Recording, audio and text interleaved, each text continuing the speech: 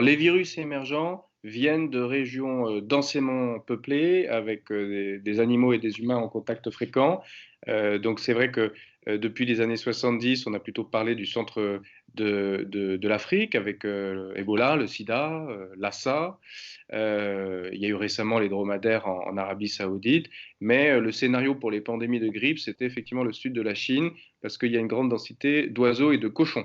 Or, la surprise en 2003, c'est qu'on avait un nouveau virus qui n'était pas un virus de grippe, mais un coronavirus, donc beaucoup plus gros et beaucoup plus stable qu'un virus de grippe, et qui émergeait chez des chauves-souris à travers des animaux consommés dans la médecine chinoise traditionnelle, donc la civette masquée en 2003 pour le SRAS, sans doute le pangolin pour le coronavirus 19. Euh, et donc, c'est toute une chaîne de transmission, en fait, qui, du fait de l'augmentation des activités commerciales en Chine, produit ces pandémies mondiales. Ces deux images de la Chine, c'est-à-dire à la fois la superpuissance émergente avec un haut niveau de technologie, à la fois de surveillance et de détection, et en même temps la Chine archaïque avec sa médecine traditionnelle où on consomme des pangolins pour la vertu de leurs écailles. Alors, ce qu'il faut quand même remarquer, c'est que donc la Chine s'est emparée de cette affaire de pangolins qui n'est pas encore prouvée épidémiologiquement, hein, pour contrôler le commerce des pangolins, qui était un gros problème pour les écologistes depuis une quinzaine d'années, puisqu'il y avait vraiment des trafics entre l'Afrique et la Chine de commerce de pangolins, c'est ce qu'on appelle aussi les fourmiliers.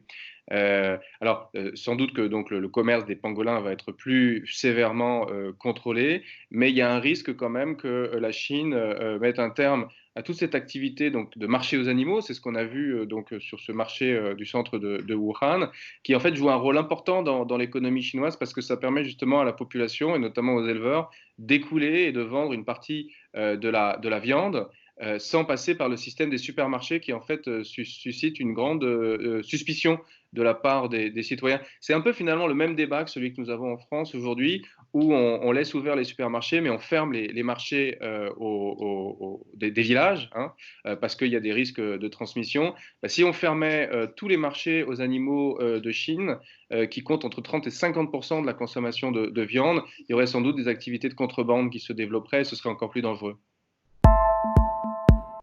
Alors, il y a une théorie du complot selon laquelle la Chine aurait fabriqué le virus pour imposer sa puissance au reste du monde. Cette théorie, il faut la démentir parce que c'est beaucoup plus difficile de fabriquer un virus et de le laisser s'échapper dans une population que de laisser la nature fabriquer des virus par des voies de mutation et de sélection.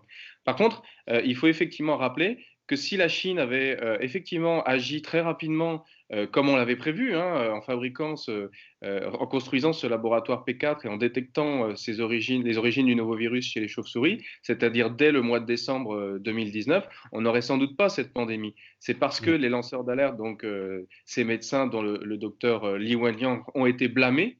Et le docteur Li Wenliang est le plus célèbre parce qu'il est mort du coronavirus alors qu'il avait alerté les autorités de Wuhan sur sa dangerosité. Eh bien, s'ils avaient été écoutés, on n'aurait sans doute pas cette pandémie. Et donc là, ce qu'il faut accuser, c'est pas la tradition autoritaire ou la surveillance de la Chine, parce qu'on voit qu'effectivement, elle a marché dans le contrôle de la pandémie. C'est plutôt la peur dans la hiérarchie chinoise de transmettre les informations désagréables au niveau supérieur. C'est un manque d'initiative dans la gestion des alertes qui concernent quand même toute la société chinoise. Et ça, il va falloir absolument que la Chine le prenne à bras le corps si elle veut effectivement s'imposer comme un leader mondial. Dès que l'information est parvenue à Xi Jinping, même s'il essaie de reconstruire un peu l'histoire, il a pris les mesures qui s'imposaient, notamment parce qu'il a été conseillé par des experts très sérieux comme Zhong Nanshan, qui dirige l'Institut des maladies respiratoires à Canton, et puis aussi des experts de Hong Kong. Donc les autorités de Wuhan ont été sanctionnées, remplacées. Il faut remarquer que dans les régions voisines du Hubei, comme le Sichuan par exemple, qui est dirigé par un médecin, il y a eu très peu de cas, 500 cas, 3 morts, parce que justement les mesures de confinement et de surveillance ont été immédiatement appliquées. C'est en tout cas ce que dit le rapport de l'OMS. Hein. C'est très impressionnant de le lire.